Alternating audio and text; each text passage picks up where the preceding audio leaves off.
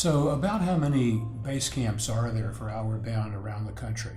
Well, so I think it's interesting. There's about 40 Outward Bounds around the world, and there's 11 in the United States, and we're one of those 11. And we have a little bit different mission here in that we have an urban mission. Talk about that. Yeah, so most Outward Bounds around the world and locally here in the United States work on what we call an open enrollment model. So anybody could sign their student up, their kid up, and send them on the course. We work on a different model that we do that in the summer, but really our main focus is working with school groups. So we feel really strongly that character education should be a part of every kid's education. It's not something that happens for most kids anymore. It would normally happen in church, it would happen on a farm, there would be some hardship in their life that their parents would teach them these lessons, and it just doesn't happen for a whole lot of kids. Schools have tried to pick up the slack in that area, but what's happened is there is nothing out there that they can pull off the shelf and say, here's how we educate our kids. There isn't a character education program that they can pull off the shelf, and so what happens is you get a teacher that's trying to make it up, or you get a character education program that is really just a be nice poster on the wall somewhere. And we have chosen to try to be that solution for schools in our region. So primarily that's our focus, is working with schools all over the Maryland, DC, Virginia, West Virginia region. Talk a little bit about the riots in Baltimore and the result of that for Outward Bound. One of the programs that we run and have been running for a while is our police program. And this is a program that we've been running since about 2007. It really got going in 2008, but 2007 was a particularly violent year in Baltimore's history. There were a lot of shootouts between the public and the police.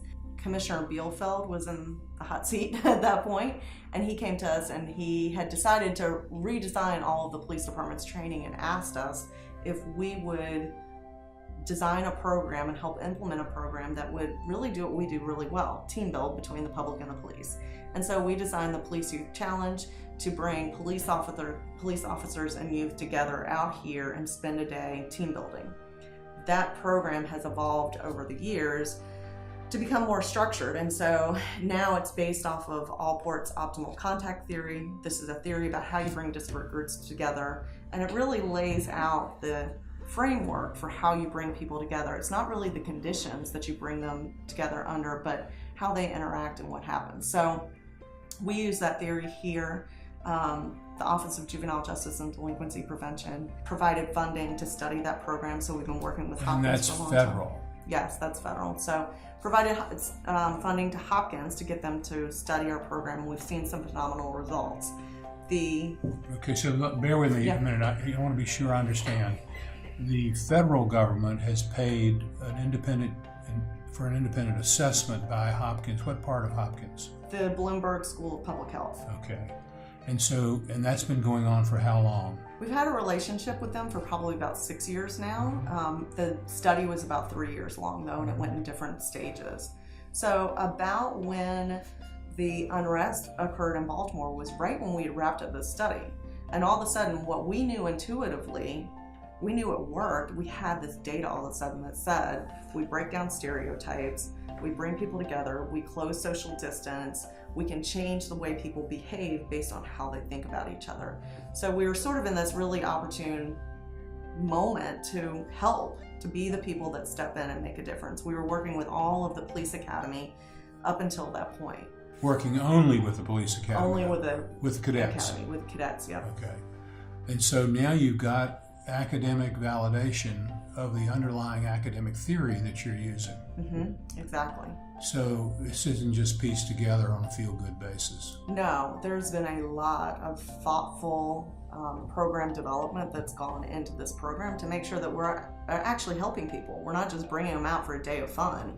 There is a curriculum behind what we do and a purpose behind every game we play, every high rope activity that we do. It's not just for fun. Recently, and I shared it with our board member, Kenesha Martin, and I think it did draw tears from her.